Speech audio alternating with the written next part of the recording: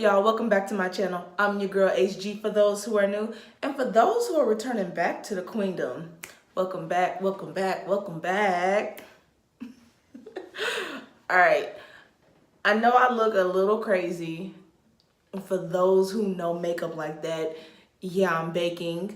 Yeah, I'm doing this like for the third time. I cut this whole part of my makeup routine out a long time ago, but that's neither here nor there because that's not what the video is about. I'm gonna be combining two story times. Yes, two, because I'm playing catch up in my own channel challenge. Now, I already know that I'm running behind, but that's okay. I'm not perfect. It's a challenge, right? And I'm sticking to it. Okay? So for this double dose of a story time, I'm gonna start with my views on tipping. But while I'm getting into that, let's just appreciate Jaclyn Hill, okay? Now I'm brand new Morphe girl, so this is gonna get interesting. So the name of this palette is Dark Magic. And here's a preview of the shades.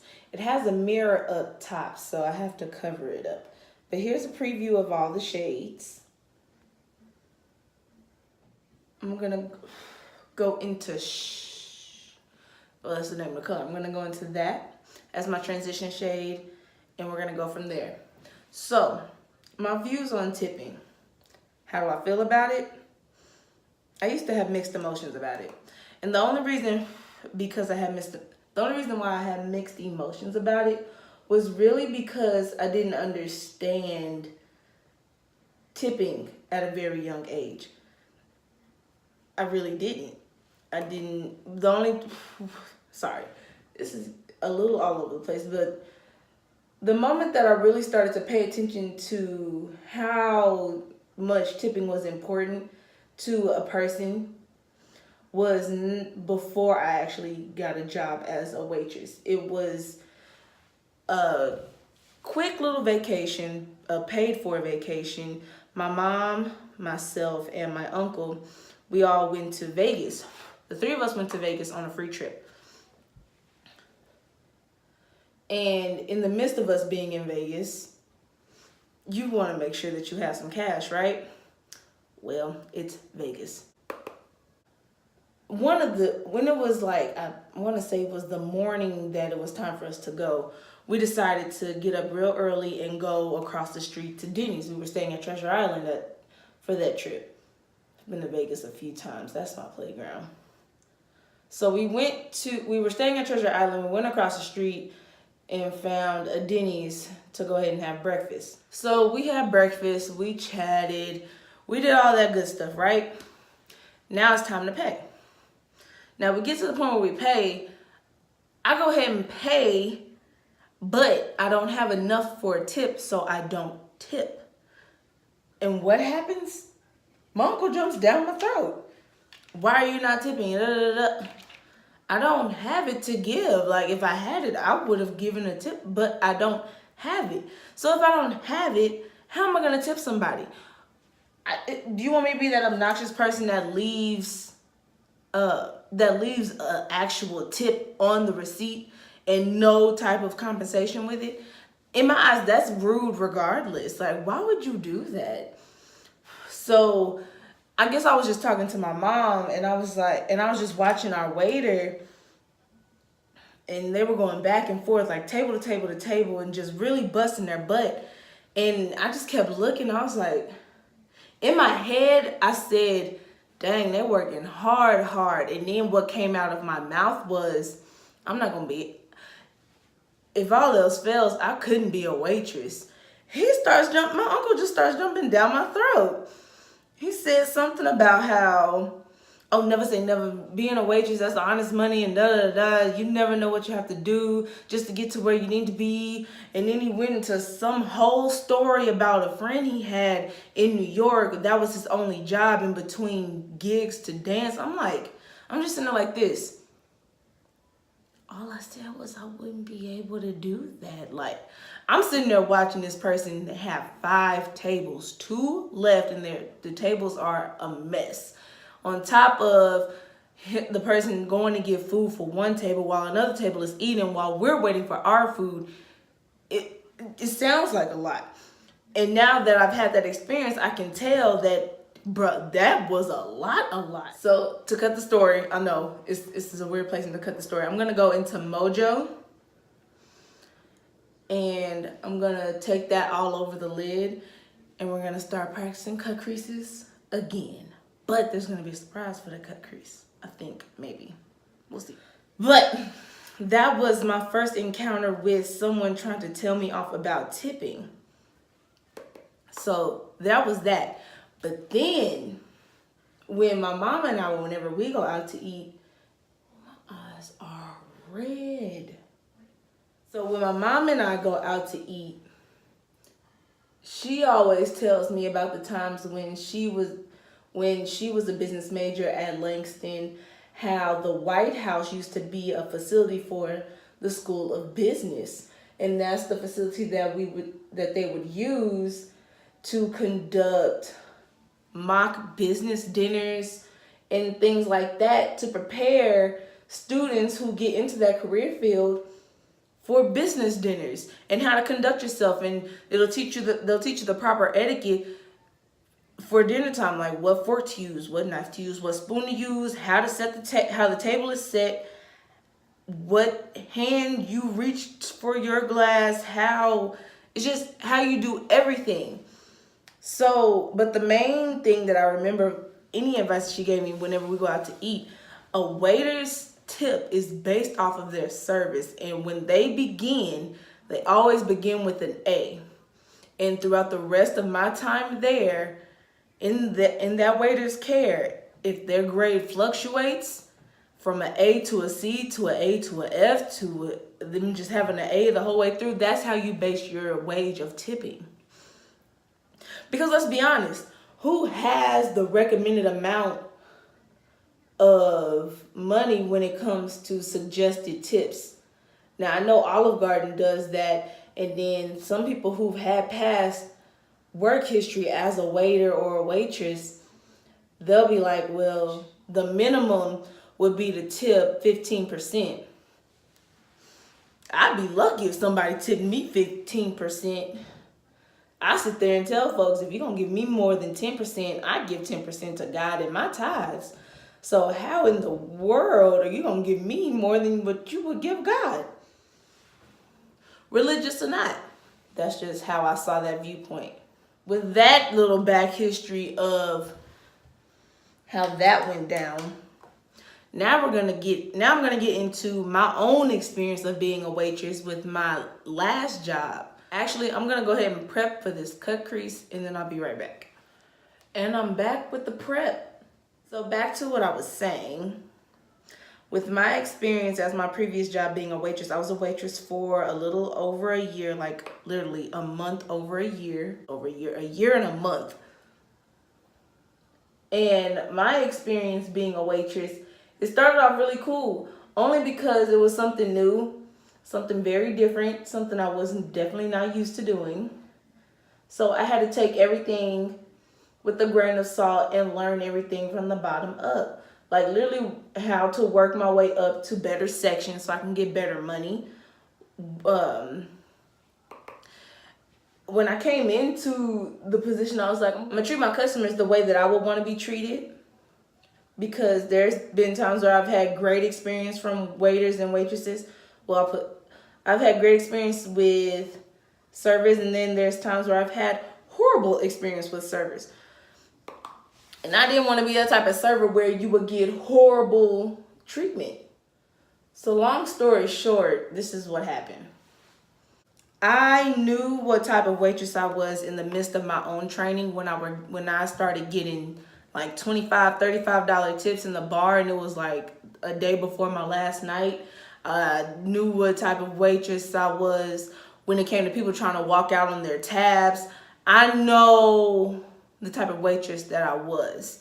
And then just by going through it in my own experience, I can see why it looked so hard, because it was. But until you find your own groove, and if you feel like waitressing, bartending, or anything like that could be your either part-time job, full-time job, however you want to look at it, however you feel like you make your money, shoot, I'm not going to tell you not to do it.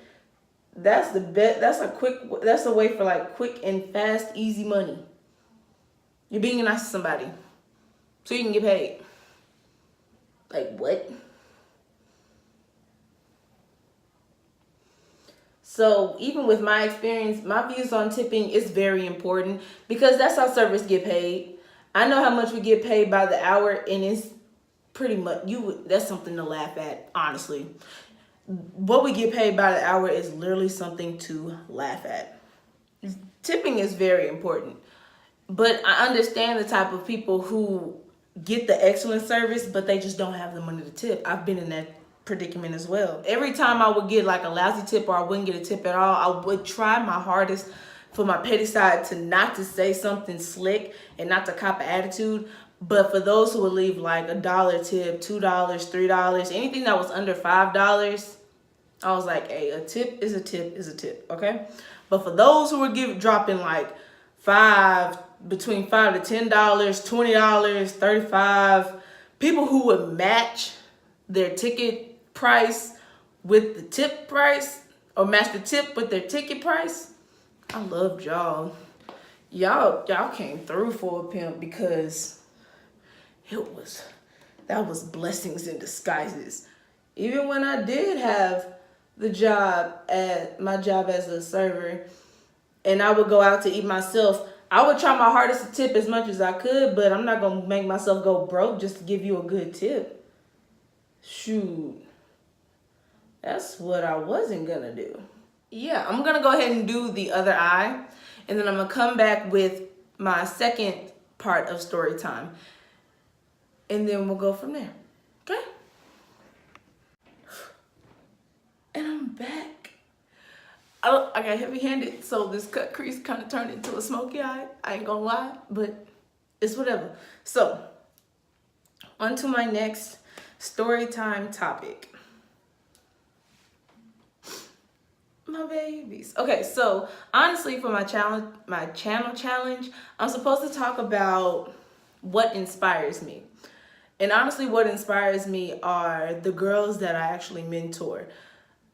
Whenever I personally feel like I'm sucking as a mentor, whenever me and my mentees catch up, apparently they appreciate me so much for the things that I've done for them. And at this point, everybody's in college. I'm getting old. Everybody's in college. So they're growing and glowing in their own type of way, and I couldn't be more proud. Okay, so not all of them. Yeah, not all of them are in college. I have 2 that are in high school. But one is graduating. Oh my gosh. Ooh.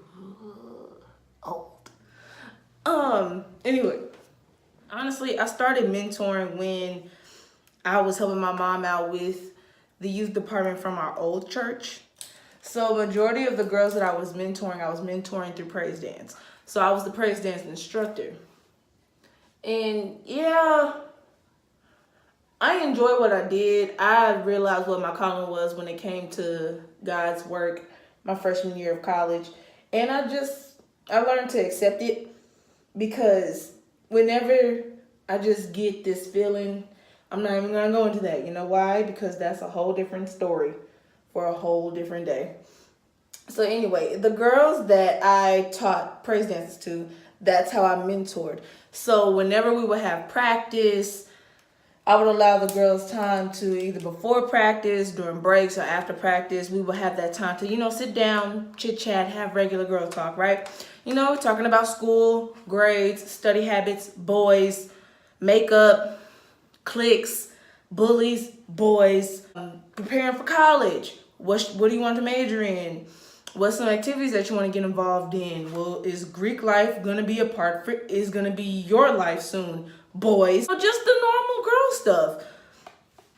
So I just wanted to, me personally, because I was in college while all of that was going on, I know for a fact I'm not perfect, and I don't expect them to be perfect either. But I didn't want them to make any mistakes or try to prevent them from making the same mistakes that I did when I was in college.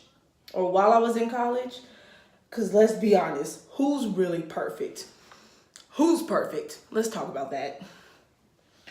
But anyway, so the only way that you're gonna know that your mentors learned something from you is if you allow them to spread their wings, to fly on their own, so that way they can understand what life is in their own light, because they're gonna live their own life one day. And just like an auntie or a parent, you gotta let the babies fly.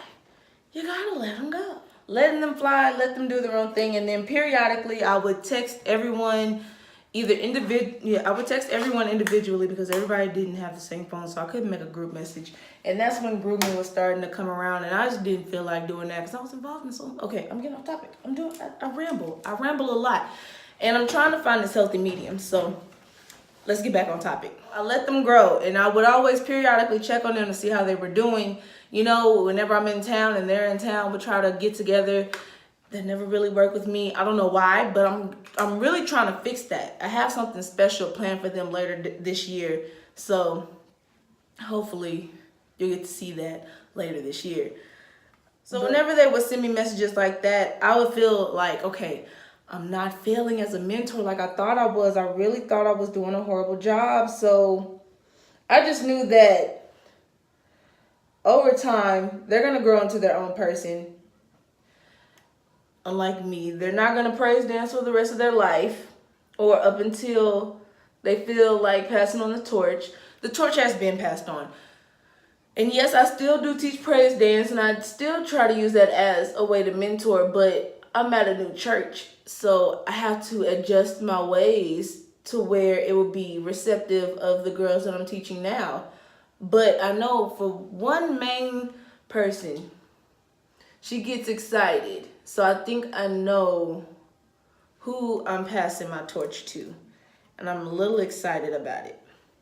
But that's, yeah. I'm not going to get emotional. I didn't do too much to this face. I'm not getting emotional tonight. As a mentor, I'm just proud to see my mentees growing, glowing, and becoming more of who they are, because they're figuring out who they are as their own person. So overall, I'm proud. I'm proud of my babies. They always gonna be my babies. Like one of them, I didn't even mentor this guy. He was just another one of the youth kids. But he's not a kid no more. He's a young man, 22 years old, in the Air Force. I forgot what his major is, but just doing the thing, okay? Doing the thing. And I'm just like, 22? Well, I'm 25. You weren't really that far behind me. What the heck? But it's just crazy how you can watch someone grow. I even look at my own little cousin like that. And she's definitely not my little cousin anymore. She's about to be 18 this year. Dear God, this girl's going to be 18. And I literally watched her grow from an infant to 18. I've watched her for 18 years. It's insane. So I just want my babies to know that I love you. I love y'all so much. I really do. Even if we don't talk on a regular basis, because I'm a weirdo and I suck at communicating, but y'all know me by now, so y'all know I don't mean nothing by it. But I love y'all. I hope y'all are really out there living your best life and taking life as literal lessons. Like, learn from what you go through. That's the best teacher. Through my freshman year of college, if I didn't have the mental breakdown that I did, stressing over studying for exams and trying to make sure everything is on time because I procrastinate too freaking much. If I didn't have that little mini meltdown, if I didn't try to fix it myself and, go just step back from the textbook, step back from my dorm room and actually, but safely walk around my campus with gospel playing in my ears. Just, even though some people don't, everybody has their own ways of coping through stressful times, and mine is always going to be music, regardless of the genre.